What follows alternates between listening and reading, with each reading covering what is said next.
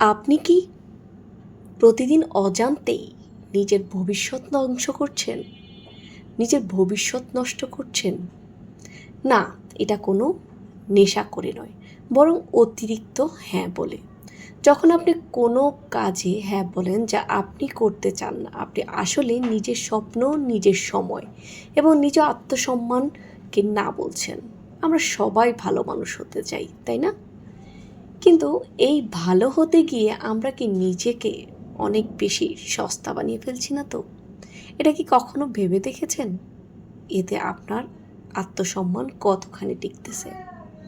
আজকের ভিডিওতে আমি আপনাকে শেখাবো কিভাবে একটি শক্তিশালী না আপনার জীবনকে বদলে দিতে পারে এবং কেন 2026 সালে সফল হতে হলে আপনাকে কঠোরভাবে না বলা শিখতে হবে।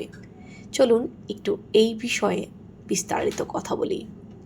সাথেই থাকবেন, আর যদি আমার চ্যানেলে নতুন হয়ে থাকেন অবশ্যই সাবস্ক্রাইব করে পাশে থাকবেন। আমাদের সমাজে ছোটবেলা থেকে শেখানো হয় হ্যাঁ বলতে, বিনয়ী হওয়া, সাহায্য করা এবং সবার কথা সঁপে চলাকে আমরা ভালো মানুষের গুণ বলে মনে করি। কিন্তু জীবন যখন জটিল হতে শুরু করে তখন আমরা বুঝতে পারি সব কিছুতে হ্যাঁ বলা আসলে নিজের প্রতি চরম অবিচার করা। আপনি যখন অপ্রয়োজনীয় কিছুতে হ্যাঁ বলেছেন তখন আপনি আসলে নিজের গুরুত্বপূর্ণ কোনো লক্ষ্য বা মানসিক শান্তিকে না বলছেন। এটা কি আপনি বুঝতে পারছেন? কেন আমরা না বলতে ভয় পাই?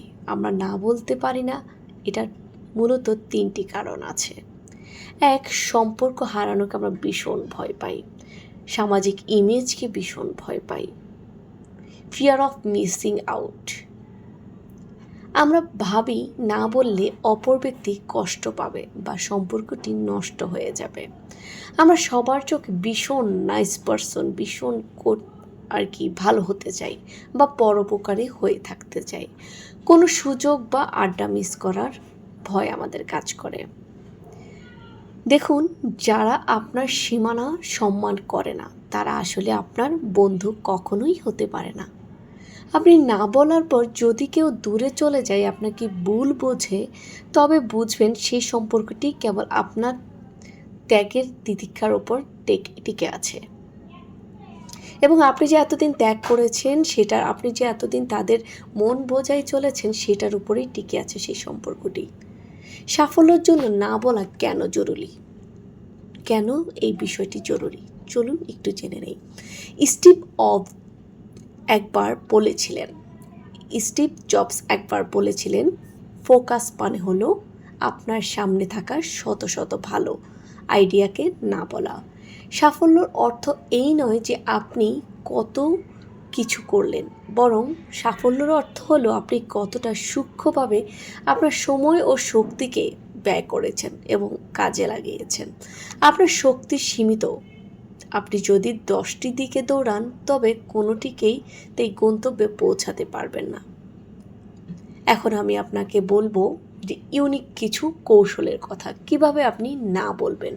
অধিকাংশ মানুষ না বলতে গিয়ে ভীষণ লজ্জিত বোধ করে, কিন্তু না বলারও স্মার্ট উপায় আছে। সেটা কি আপনি জানেন? চলুন একটু জানি। দুঃখিত, আমি এই মুহূর্তে এই কাজটি করতে পারছি না। কোনো অজুহাত দেবেন না। অজুহাত দিলে মানুষ পাল্টা যুক্তি দেওয়ার সুযোগ পায়।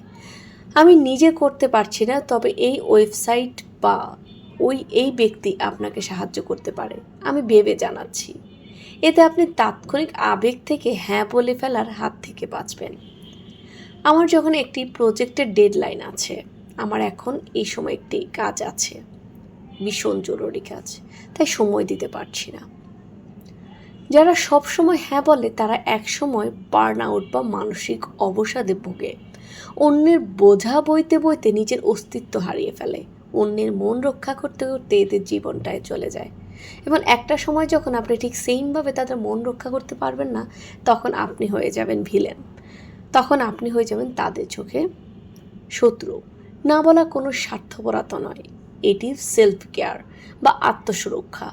আপনি যদি নিজে মানসিকভাবে সুস্থ না থাকেন তবে আপনি অন্যদেরও প্রকৃত সাহায্য করতে পারবেন না। আপনি নিজে যদি ভালো না থাকেন অন্যকে কী করে ভালো রাখবেন? জীবনের সাফল্যর কিছু ক্ষেত্র আছে না যেখানে না বলা বাধ্যতামূলক।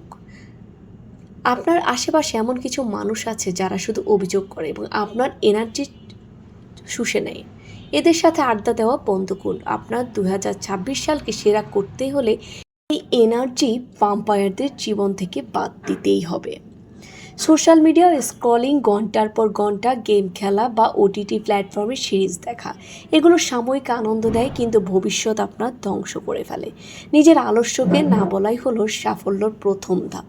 একসাথে অনেক কিছু করার চেষ্টা করবেন না, একটি কাজে ফোকাস করুন। বাকি সব ডিস্ট্রাকশনকে না বলে সরিয়ে দিন। লোকে কি বলবে এই চিন্তায় নিজের স্বপ্ন বিসর্জন দেবেন না। অন্য জাজমেন্টকে না বলার সাহস সঞ্চয় করুন। অপ্রয়োজনীয় আড্ডা আপনার প্রোডাক্টিভিটিকে কমিয়ে দেয়। যে আড্ডা আপনাকে কোনো মূল্য দিচ্ছে না সেখান থেকে বিনয়ের সাথে সরিয়ে আসুন।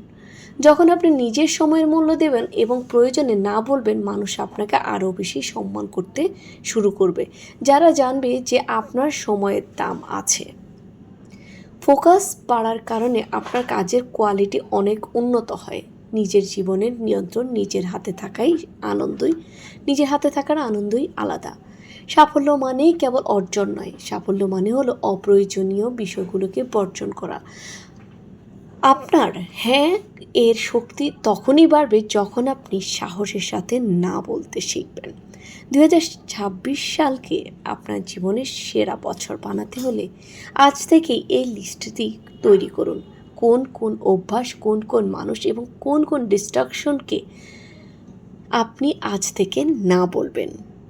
তো দর্শক, আজকে এই পর্যন্তই। সবাই ভালো থাকবেন, সুস্থ থাকবেন। এতক্ষণ আমার সাথে থাকার জন্য আপনাদেরকে অসংখ্য ধন্যবাদ। আল্লাহ হাফিজ। আসসালামু আলাইকুম।